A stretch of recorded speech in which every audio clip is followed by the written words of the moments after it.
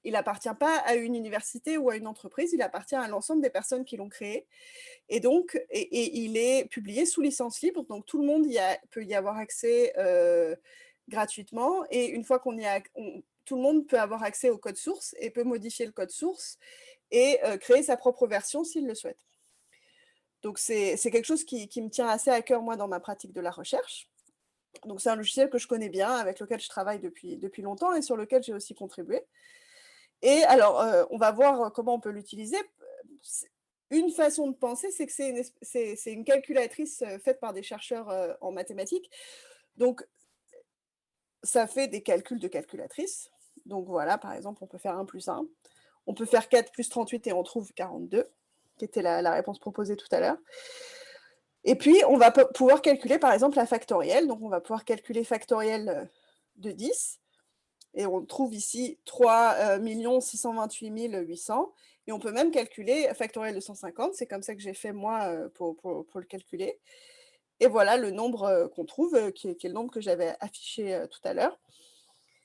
Et plus généralement, voilà, je peux vous afficher toutes les valeurs de factoriel de 1 à 20, ici. Voilà, hop. Et alors, comment on va s'en servir, nous? On va revenir à la question des pulls. Donc, j'ai dit que c'était un logiciel de maths, que c'était une grosse calculatrice, mais en fait, il a un peu plus que ça. Parce que ce que j'écris là dans mes petites cellules, ça peut être des calculs mathématiques, ça peut être des appels comme ça à une fonction mathématique, mais ça peut être plus que ça. En fait, on peut écrire du code dans un langage qui s'appelle le Python. Donc, je ne sais pas, parmi les gens qui voient l'exposé, qui a de l'expérience en programmation et qui a déjà programmé du Python ici. Mais si vous n'en avez jamais fait, justement, je vais vous montrer un peu à quoi ça ressemble. Je vais pouvoir, en fait, traduire mes pensées mathématiques en un algorithme que je vais écrire et c'est la machine qui va faire le calcul à ma place. Donc, tout à l'heure, on a vu un arbre qui décrivait l'ensemble des empilements de pulls possibles. Donc là, ce que je vais faire, c'est j'ai écrit une petite fonction en Python qui reprend exactement l'idée de ce qu'on a vu dans cet arbre. Donc, c'est une fonction que j'ai appelée empilement. Là, le S ici, c'est un paramètre de ma fonction. Ça va être, je vais lui donner la liste des pulls à empiler et ma fonction va me renvoyer la liste des empilements possibles sur l'étagère. Donc, comment ça va fonctionner? Donc, j'ai une variable ici qui s'appelle résultat, qui va être là où je vais stocker mes empilements de pulls. Je vais avoir 2 cas. Je vais avoir le cas où j'ai plusieurs pulls à empiler. Donc ici, le len, c'est une fonction Python qui va me donner la taille de ma liste de pulls. Donc on dit, est-ce que j'ai plusieurs pulls à empiler? Et si j'ai plusieurs pulls à empiler, je vais faire exactement ce qu'on a vu en haut de l'arbre quand on a cherché à avoir tous les empilements. Donc je vais dire pour tous les pulls… Viviane, ouais, est-ce que tu peux zoomer, s'il te plaît? Il y a une demande. bien sûr. Merci. Voilà, c'est mieux comme ça. C'est vrai que c'était pas très lisible. Oui, merci beaucoup. Zoomer encore un peu, voilà. Donc, on va regarder, donc on est en train de parcourir notre arbre, donc on est en haut de notre arbre, et on va regarder pour tous les pulls de notre liste. Donc, tout à l'heure, on avait le violet, le rouge et le vert.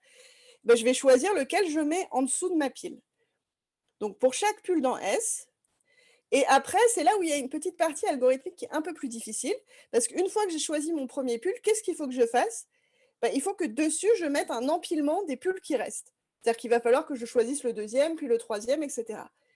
Donc, c'est là où on va faire une petite chose, c'est-à-dire qu'on va dire, bon, maintenant que j'ai choisi mon premier pull, je vais regarder tous les empilements que j'ai avec les autres pulls. Donc, c'est ce que j'ai écrit ici.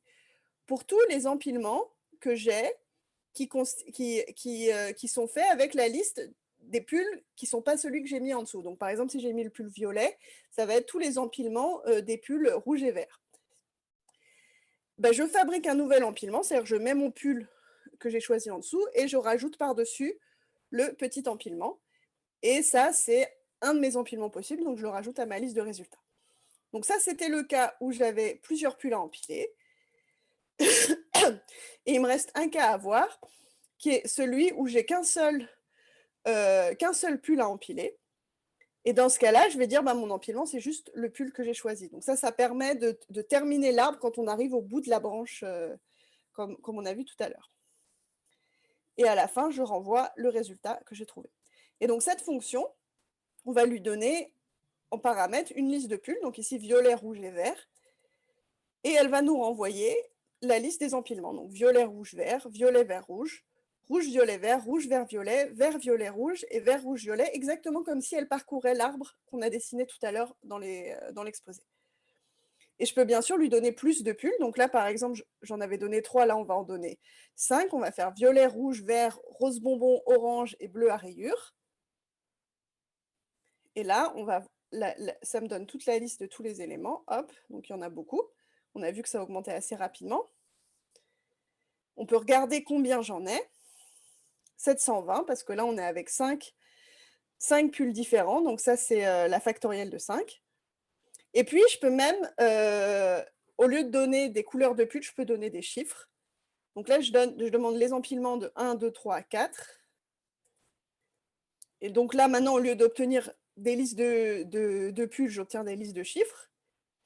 Et en réalité, cet objet mathématique-là, il est déjà connu, et c'est celui-là qui était sous-jacent à tout le début de cet exposé.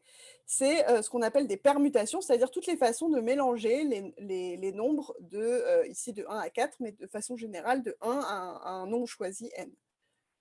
Donc, et Sage, le logiciel qu'on utilise, connaît déjà les permutations, donc je peux lui demander par exemple la liste des permutations de taille 4, et il me répond la même chose que ma petite fonction empilement. Donc, pourquoi on fait ça? Donc, on a vu, ça va nous permettre de compter les choses. C'est-à-dire que là, par exemple, je peux regarder la longueur de la liste que j'obtiens et ça va me dire combien il y a d'éléments. Donc, si je n'avais pas trouvé la formule factorielle, je pourrais déjà regarder en taille 3, en taille 4, en taille 5, en taille 6, combien d'éléments différents je trouve et ça pourrait peut-être m'aider à trouver cette formule. Mais au-delà de ça, ça va me permettre de faire plus de choses parce que maintenant, j'ai la liste explicite de mes objets qui est codée dans mon ordinateur et donc je vais pouvoir explorer certaines propriétés. Donc, on va s'intéresser à une propriété en particulier. On va supposer que j'ai un ordre préféré pour empiler mes pulls. Donc, mon ordre, c'est j'aime bien mettre mon pull violet, mon pull rouge et mon pull vert. Mais il se trouve que je ne suis pas très ordonnée. Et donc, je ne les empile pas souvent, mes pulls, je les laisse traîner partout. Et il y a quelqu'un chez moi qui en a marre. Donc là, dans l'exemple, j'ai mis, voilà, imaginons que je sois une adolescente qui vit encore chez ses parents et on dit, mon père en a marre et décide de ranger ma chambre à ma place. Et donc, il va aller empiler mes pulls. Mais lui ne connaît pas l'ordre dans lequel je préfère les empiler, donc il les empile dans n'importe quel ordre. En plus, il n'a pas à apprendre par cœur cet ordre-là, parce que ce n'est pas à lui de les ranger. Donc voilà, il en a marre, il les met dans l'ordre dans lequel il les trouve. Et moi, je me demande, mais est-ce qu'il y a des pulls qui vont être là où j'ai envie qu'ils soient? C'est-à-dire que moi, quand j'arrive le matin, j'ai les yeux fermés, je veux attraper directement au bon endroit dans la pile un pull, et j'espère que c'est celui de la couleur que je veux. Donc, je me demande en moyenne combien j'ai de pulls qui vont être à la bonne place. Donc, par exemple, ici, si je regarde violet, rouge, vert, s'il les a empilés dans l'ordre, s'il a mis violet, rouge, vert, c'est bon, les 3 pulls sont bien au bon endroit. Si on a mis violet, vert, rouge, il n'y a que le pull violet qui est à la bonne place. Si on a mis rouge, violet, vert, il y a le pull vert qui est à la bonne place. Si on a mis rouge, vert, violet, il n'y en a aucun. Vert, violet, rouge, il n'y en a aucun. Et vert, rouge, violet, il y a le rouge qui est à la bonne place.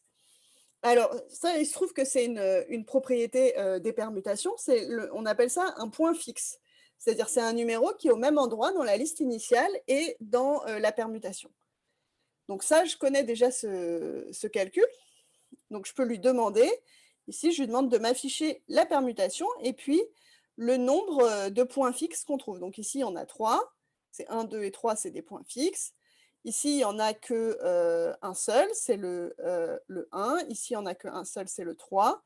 Ces deux-là, il y en a 0, et aucun nombre n'est à la bonne place. Et 3, 2, 1, le 2 est à la bonne place, donc j'ai un nombre qui est à la bonne place.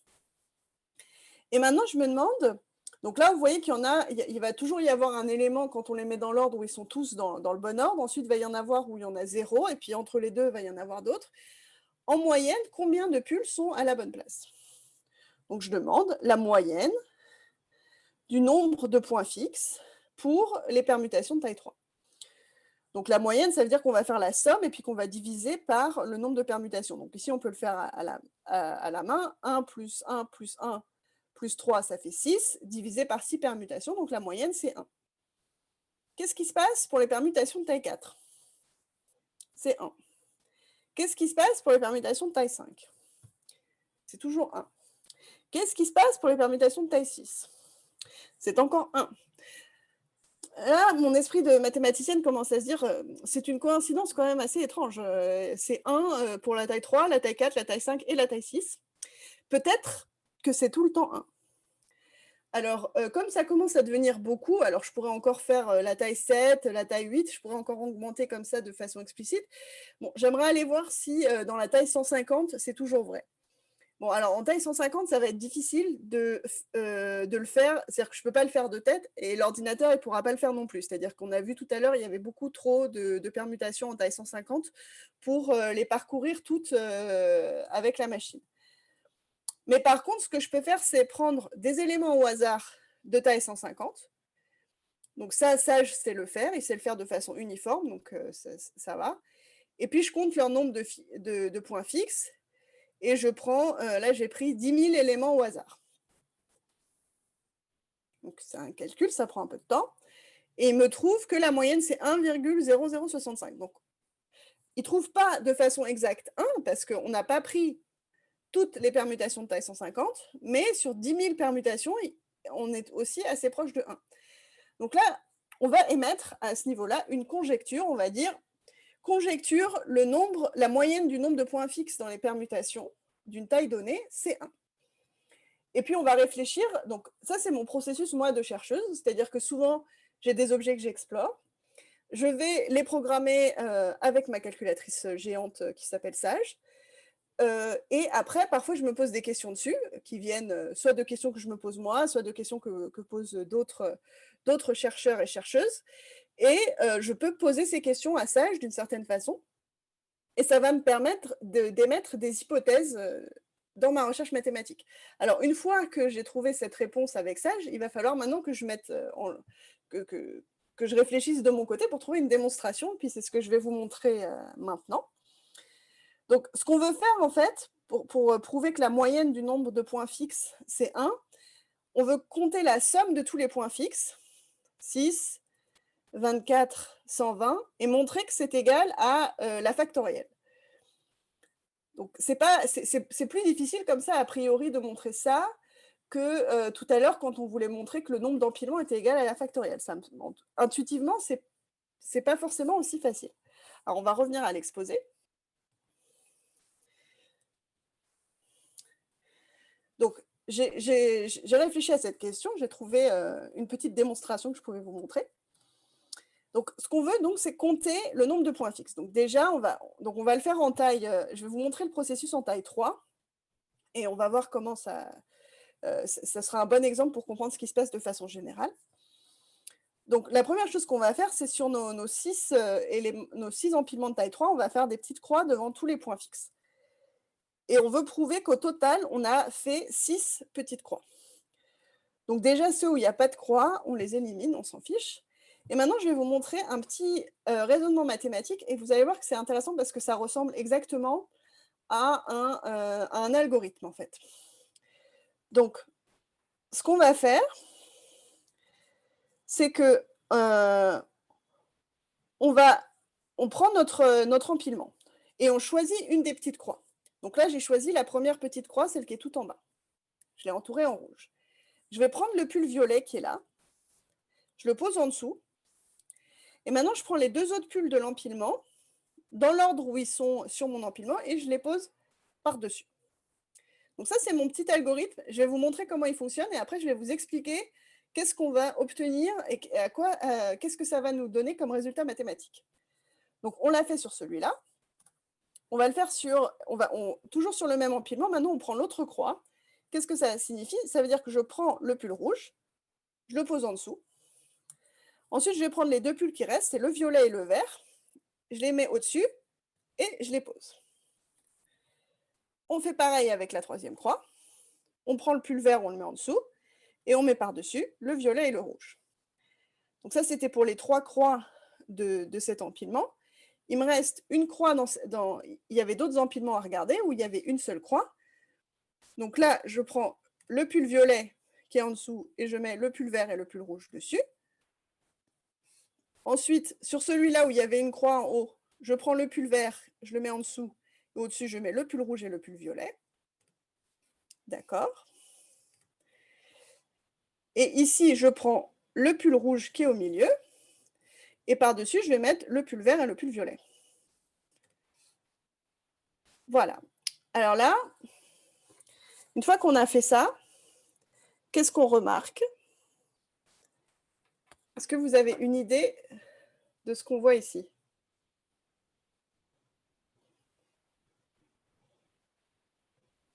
C'est pas facile comme question. La question, c'est qu'est-ce qu'on a obtenu à droite de la flèche, en fait?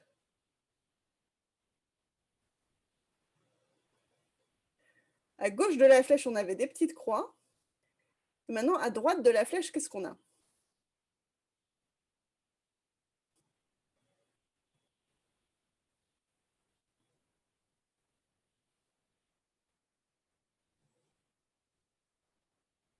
Brice indique une permutation de taille n-1. C'est même pas n-1 en fait, c'est n, si vous regardez bien. C'est-à-dire qu'on est parti, c'est pour ça que c'est une transformation un peu bizarre, parce qu'on est parti d'empilement de taille n, mais avec une petite... En fait, on part pas d'un empilement de taille n, on parle d'un empilement de taille n avec un élément fixe qui a été choisi. Et on fabrique...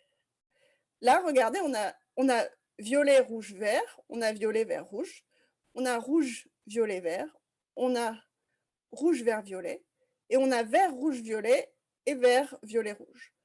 Donc, on a bien tous les empilements, tous mes empilements de pulls de tout à l'heure. Or, les empilements de pulls, on sait qu'il y en a 6.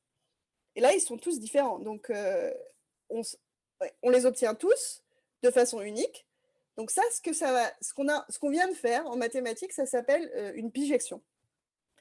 Et même plus précisément en combinatoire, ce qu'on vient de faire, c'est on vient de donner une preuve bijective qu'il y avait exactement n factoriel point fixe dans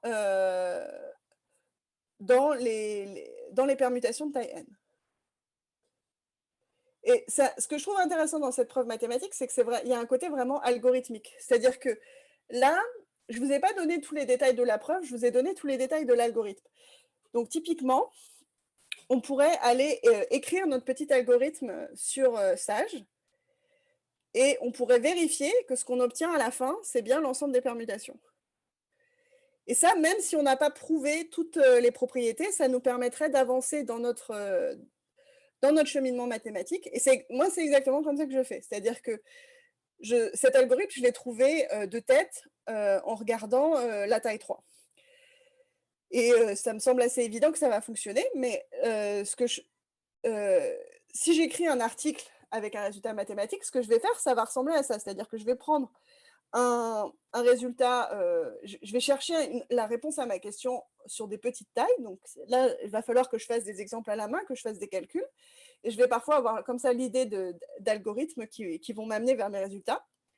Et ensuite, je vais pouvoir aller programmer ces résultats dans Sage et vérifier tout simplement que ça fonctionne. Et en particulier, vérifier que ça fonctionne pour les tailles plus grandes. Parce que là, on l'a fait en taille 3, mais il faudrait vérifier que ça fonctionne sur la taille 4, la taille 5 et avancer un petit peu. Et quand Sage me dit que ça fonctionne sur des tailles comme ça qui grossissent un petit peu jusqu'à ce que je puisse plus trop calculer, je vais pouvoir m'occuper de prouver mathématiquement que ça fonctionne bien. Attends, ouais, voilà, il y a autant de croix que d'empilements. Oui, il y a des remarques ou des questions? Alors, Olivier Loguet, c'est une démonstration par récurrence. Et est-ce que Viviane, alors, est-ce que tu rêves de pull? Donc là, c'était une remarque amusante. Et après, comment vient cette intuition? L'intuition de faire ce calcul-là? Ah ouais, ça, c'est pas évident à répondre. C'est beaucoup avec la pratique. Moi, je fais beaucoup, beaucoup d'exemples à la main et ensuite je les programme beaucoup et je fais beaucoup, beaucoup, beaucoup d'exemples et parce que là, ce problème-là, il est marrant parce que, j'ai découvert cette propriété en cherchant des exemples de choses à montrer sur des exposés et je me suis amusée à faire ce calcul et j'ai découvert que la moyenne, c'était 1 et je me suis dit: «Tiens, pourquoi c'est vrai?» Et donc après j'ai cherché à savoir pourquoi. Donc j'ai pas cherché qui avait démontré ce résultat, ni où, ni comment. Je pense que c'est un résultat qui est déjà connu parce que c'est un truc, assez facile en fait. Mais je me suis pas, j'ai laissé le processus de preuve se faire, dans mon esprit. Alors moi, ce que j'ai fait un peu comme je l'ai décrit ici. C'est-à-dire que le premier truc, c'est que je me suis dit: «Ce qu'il faut prouver, c'est que j'ai n factoriel croix», ici, dans le donc dans ce je suis partie de ce de ce dessin-là, en quelque sorte. Je me suis dit: «D'accord, il faut que je prouve que j'ai, n factoriel croix». Donc ça, pour moi, en tant que combinatoriste, ça veut vraiment dire il faut que je fasse une bijection entre mes objets, c'est-à-dire mes petites croix et des permutations. Et donc je me suis dit: «Bah, comment je vais faire?» Et la méthode qui m'a paru le plus naturelle, c'est celle que je vous ai montrée. C'est-à-dire, bah, je me suis dit: «Bon, bah, on peut commencer par la croix que j'ai là. Comment je vais fabriquer une nouvelle permutation?» Bah, si je commence par ma croix et puis que je rajoute les autres par-dessus, bah, j'obtiens une permutation et je vois tout de suite comment je vais pouvoir revenir en arrière. Donc ça va me donner une permutation, ça va me donner une opération qui se passe dans les 2 sens et j'ai vu que ça fonctionnait. Hop. Après, c'est le type de raisonnement dont j'ai beaucoup l'habitude, donc c'est le genre de choses que je fais. Donc c'est un raisonnement qui, moi, va me venir assez facilement, mais parce que j'ai des années d'expérience derrière aussi. Alors on va continuer un petit peu. Heu, on va parler un peu d'autres choses qu'on peut compter parce que c'est ce que j'aime bien dans mon travail. Donc voilà quelques autres exemples de choses à compter. Donc s'il y a en particulier s'il y a des scolaires, des collégiens, collégiennes, lycéens, lycéennes, ici et que vous avez peur de vous ennuyer pendant les prochaines vacances, vous pouvez vous amuser, ça fait des petits problèmes assez sympas. Donc on peut compter les nombres, ce qu'on appelle les binomiaux. Donc ça, c'est quelque chose aussi de très classique en combinatoire. Donc on a les nombres de 1 à 5 et on en choisit, K parmi, les 5. Donc ça, c'est quelque chose d'assez classique. Ceux qui sont au lycée, vous l'avez peut-être, fait en probabilité en particulier. C'est quelque chose qu'on voit parce que c'est comme ça qu'on compte, le nombre de tirages du loto, par exemple. Donc je me demande combien j'ai donc là, par exemple, je peux choisir 1, 2, 3, mais je peux choisir 1, 2, 4, 1, 2, 5, 1, 3, 4, 1, 3, 5, et cetera. Je peux m'amuser je peux me demander combien j'ai de façons de le faire et la réponse, elle se démontre aussi de façon assez combinatoire. Ça va être un calcul qui va faire de nouveau intervenir des factoriels. Donc c'est pas très loin de ce qu'on a vu tout à l'heure avec les permutations. Et dans beaucoup de choses qu'on compte comme ça en combinatoire, il va y avoir la fonction factorielle qui va arriver. Donc ça, autre chose, cette fois je ne donne pas la solution et vous pourrez regarder comment ça marche. On prend un nombre, n, donc là ici 1, 2, 3, 4, et on se demande combien j'ai de façons de l'écrire en sommant des 1 et des 2, tel que l'ordre dans lequel je somme les 1 et les 2 compte. Donc on joue un peu à des chiffres et des lettres, mais on a le droit de faire que 1 plus 1 et plus 2. Donc si j'ai 1, par exemple, j'ai qu'une seule façon, c'est 1. Si j'ai 2, je peux l'écrire 1 plus 1 ou 2. Si j'ai 3, je peux l'écrire 1 plus 1 plus 1 ou 1 plus 2 ou 2 plus 1. Si j'ai 4, je peux faire 1 plus 1 plus 1 plus 1, 1 plus 1 plus 2, 1 plus 2 plus 1, 2 plus 1 plus 1, 2 plus 2. Ça me fait 5 façons. Donc là, on dit, ah bah tiens, c'était pas. Là, on avait 1, 2, 3, on se disait 4, il y a 4 façons. Non, il y en a 5. Est-ce que vous avez une idée de ce que vous allez trouver pour 5? Est-ce qu'il y a des gens qui, avec 1, 2, 3, 5, arrivent à deviner ce qu'on a après? Il faut être un peu fan de suite de nombres pour deviner ça. Mais c'est une suite de nombres qui est très connue.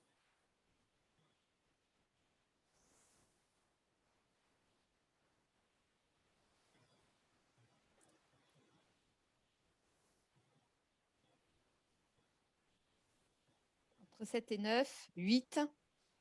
Alors, la solution d'après, ça va être 8, en effet. Je peux vous les dire, ça va faire 1, 2, 3, 5, 8. Après, ça va être 13. Et après, ça va être 21. Donc, je vous laisse, soit vous connaissez cette suite de nombres, et vous l'avez peut-être reconnue, mais vous ne saviez pas qu'on pouvait l'obtenir comme ça, c'est possible. Soit vous ne la connaissez pas, ou alors vous la connaissez, mais vous ne l'avez pas reconnue. Donc, voilà, c'est un problème. Il n'y a pas besoin de connaître des maths très avancées pour pouvoir y réfléchir. Et on trouve des jolies choses avec. Et après, on peut se demander pourquoi ça fait ça. Et voilà, il y a plein de choses à faire. Et alors, un autre problème, peut-être un peu plus difficile, même tout à fait plus difficile, parce que là, deviner la suite de nombres quand on ne la connaît pas, c'est pas du tout évident. Cette fois, je pars d'un polygone régulier. Donc, par exemple, en taille 1, ça va être le triangle. Donc, je prends un polygone qui a n plus 1 sommet. Donc, là, je pars de 3 sommets, ensuite 4, ensuite 5 et ensuite 6. Et j'essaye de le découper en triangle. Donc, quand j'ai un triangle, il est déjà découpé. Donc, voilà, c'est tout. Je n'ai pas plus à faire. Quand j'ai un carré, j'ai deux façons de faire. Donc, quand je dis découper en triangle, ça veut dire relier les sommets de mon polygone pour que les formes à l'intérieur, ça ne fasse plus que des triangles, mais il ne faut pas que les diagonales se croisent. J'essaie de tracer un maximum de diagonales et je regarde ce que ça... et à la fin, ça doit me faire plus que des triangles. Et il ne faut pas que les diagonales se soient croisées. Donc, un carré, je peux le découper dans un sens ou dans un autre. Ça va me faire deux façons de le découper. Un pentagone, on va voir qu'il faut partir d'un sommet et puis tracer comme ça les deux diagonales qui partent vers les deux sommets opposés. Et comme j'ai 5 sommets, ça va me faire 5 façons différentes de le découper. Et l'hexagone, il faut travailler un peu plus, mais on trouve 14 façons. Et là, je peux dire tout de suite à la personne qui voulait répondre 42 tout à l'heure que quand on va faire l'étape d'après, on va trouver 42 façons. Et ça, c'est aussi une très jolie suite de nombres qu'on retrouve beaucoup en combinatoire et qui est un peu ma suite de nombres préférée. Et là, voilà, avec ce problème-là, on commence à se poser les choses, on se pose la question comme ça. C'est-à-dire que d'abord, on va faire à la main. Là, on a fait les tailles 1, 2, 3, 4. On peut faire encore la taille 5 à la main. Mais dès qu'on arrive sur les tailles 4 et 5, il va falloir commencer à se poser des questions comme comment je suis sûre que j'ai bien obtenu tous les découpages possibles? Comment je vais pouvoir automatiser ma façon d'obtenir tous les découpages? Comment je vais pouvoir voilà, et en même temps me dire, mais comment je vais pouvoir savoir combien il y en a après et trouver, et c'est une façon de penser algorithmique. Tout à l'heure, on a parlé de preuve par récurrence, c'est un peu ça qui va se passer ici.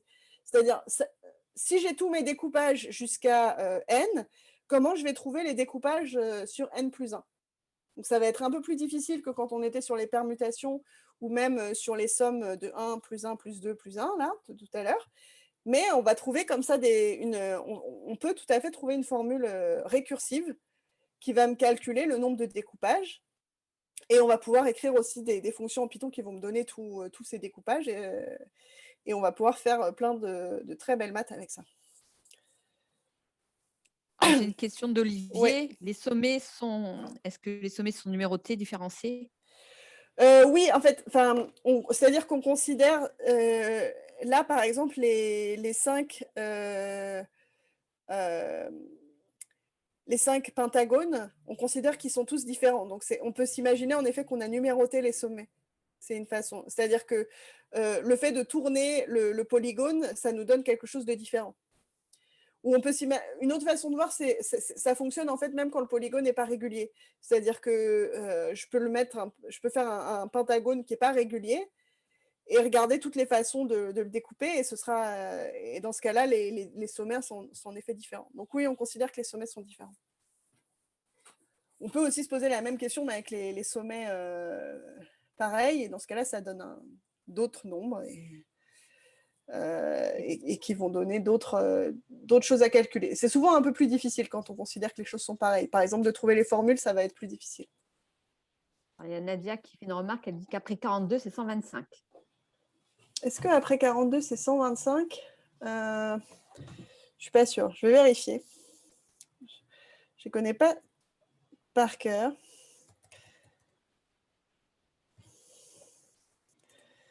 Catalan number de 6. Non, c'est 132. Désolée, Nadia. Mais c'était pas trop loin. C'est qu'il manque un petit bout. Donc c'est 42 et après c'est 136. Alors je vais bientôt terminer l'exposé. Je voudrais terminer un peu sur donc, 2 questions qui reviennent. Comment on fait tout ça ? Donc comment on calcule combien il y a d'objets, combien il y a de configurations ? Parce que là, c'est des exemples de configurations, mais évidemment, il y a plein d'autres configurations qu'on peut donner et on peut se demander combien il y en a. Donc, comment on fait et comment on trouve la formule et pourquoi on fait ça ? 2 questions qui sont souvent posées.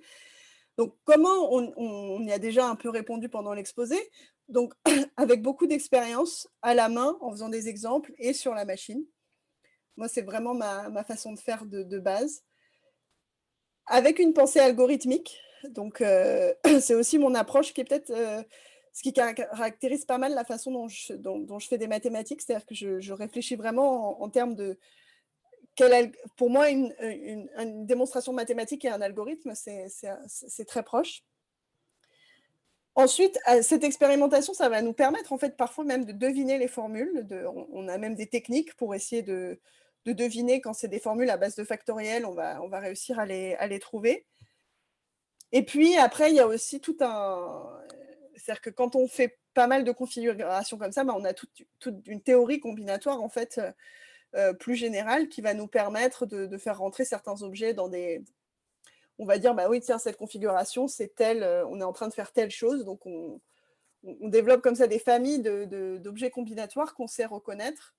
Et après, qu'on va savoir combiner, voilà, et on a des algorithmes pour savoir calculer. Parfois, on a des formules, parfois, ça va être juste des algorithmes de calcul, mais voilà, on va développer une théorie des objets combinatoires pour savoir faire ça. Et alors, pourquoi on fait ça ? Bon, moi, pourquoi je fais ça, c'est aussi parce que je trouve ça très amusant, mais c'est peut-être pas toujours suffisant comme motivation. Donc, pourquoi on fait de la combinatoire ? Parce que ces configurations, on les trouve en fait dans énormément de contextes différents. Et une chose qui est intéressante, c'est que c'est là où ça se situe quand même vraiment à l'intersection entre les mathématiques et l'informatique. C'est qu'on va les trouver dans des contextes différents qui viennent parfois de choses très théoriques. Donc, il va y avoir par exemple des calculs mathématiques qu'on va faire en algèbre ou voilà, en théorie des groupes ou dans des domaines assez lointains. On va calculer des dimensions de certains espaces, on va calculer des polynômes et il va y avoir des coefficients qui vont apparaître ou des dimensions entières qui vont apparaître. Il va y avoir des suites de nombres entiers qui vont apparaître. Et en fait, ces nombres, ils vont être, ça va être des suites de nombres combinatoires. C'est-à-dire ça va compter comme ça des configurations particulières. Et ça va permettre de faire le lien entre des domaines. On va voir des suites de nombres apparaître dans 2 domaines qui sont peut-être assez différents. Et ça va être les mêmes nombres.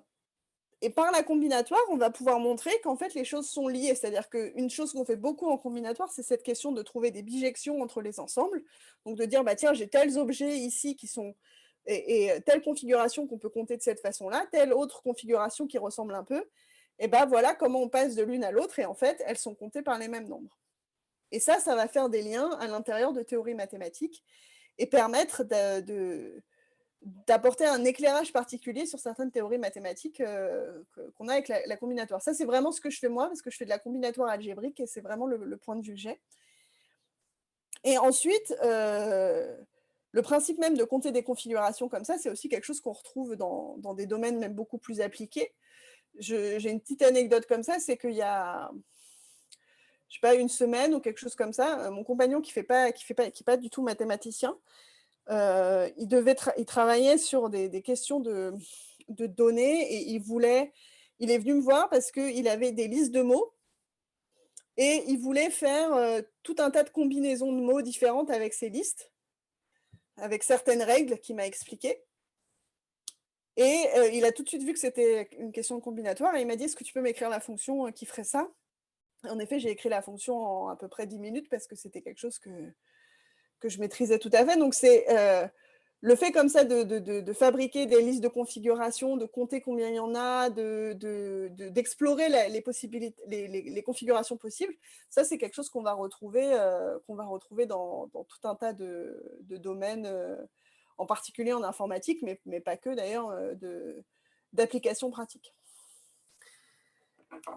Donc, je vais m'arrêter là et j'ai laissé un tout. La dernière fois, j'ai utilisé ces slides avec, dans une présentation spéciale filles et maths. Donc, merci à toutes et tous. Mais pour une fois que c'est le féminin qui est utilisé comme général, ça me va. Et voilà, je suis disponible encore si vous avez des questions ou si vous voulez me contacter.